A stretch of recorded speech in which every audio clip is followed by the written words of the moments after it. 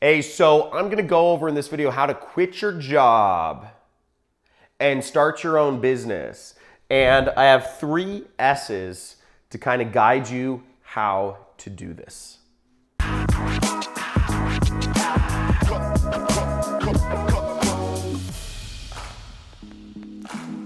So these are the 3 S's to quitting your job and starting your own business. And I'm making these 3 S's, this shorthand to help you get started. Just a little primer about me. I quit my job back in 2012 and I started my own business. By 2015, my business was doing over $1 million per year.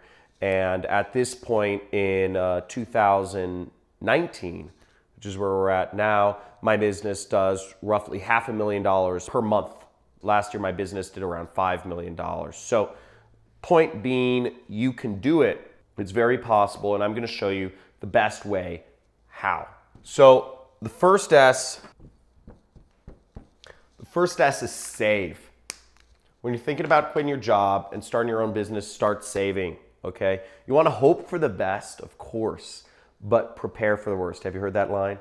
Hope for the best, prepare for the worst. Because the fact of the matter is, as an entrepreneur, income is like this, okay?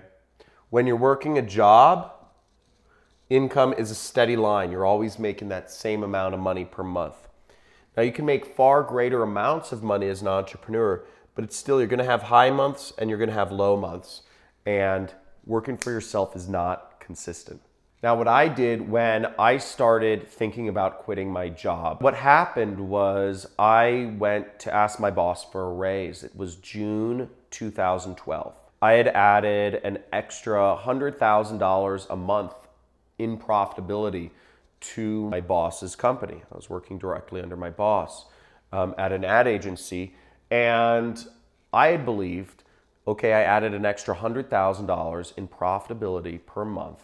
It's probably a good time to ask for a raise or some sort of incentive plan or bonus plan or equity plan or something, right?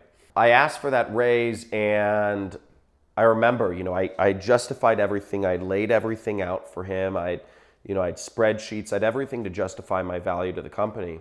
And I remember him saying, his retort was, "Or what?" He just stared at me. And I was quiet, but I can tell you, I wanted to reach across the desk, freaking strangle that old man. It was so annoying. I'd added so much value. It was very annoying. And that's when I decided I need to start saving. So live frugally as possible and save as much money. The second S is strategize. Part of strategy for running your own business is you want to make at least 50% more than what you were making at your job, okay? Because once again, entrepreneurship has highs and lows, and the tides can shift the amount of money you're making. I've gone from, in my business, making 6 figures, hundreds of thousands of dollars per month, to losing money in a single month. That's the difference a single month has made in my business, just because of changing business situations. So things can change very dramatically. Or if you're doing a business where you're very reliant on one client or one, marketing strategy or one sales strategy or, certain government law, things can change very quickly. So you want to strategize. And my rule of thumb is 1.5 times whatever you're making. If you're making $5,000 a month, you want to be making at least $7,500 a month on your own before you quit your job. If you are making $10,000 a month, you want to be making at least $15,000 a month on your own, because again, things are not as consistent. And if you couple that with saving, that's a really good situation to really allow yourself to be running your own business for the long term. Because what isn't a good situation is quitting your job.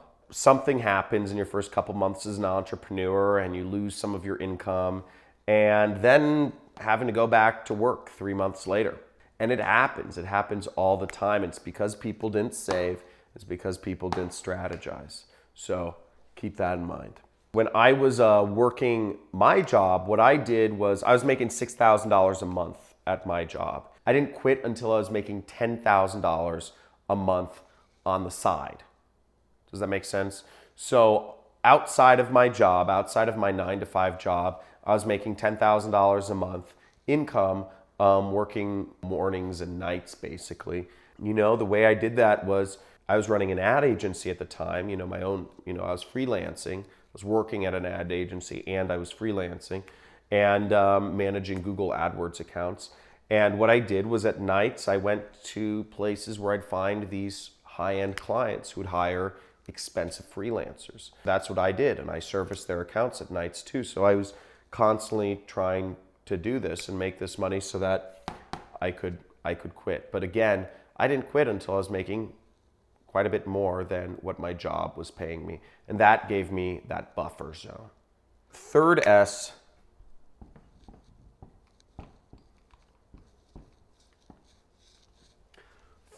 stands for start. And this is probably the most important thing. Is what's funny is after I decided I was going to quit my job, I actually decided that month, June 2012, after I had that horrible conversation with my boss where he said, "Or what?" I had decided that I'm going to quit.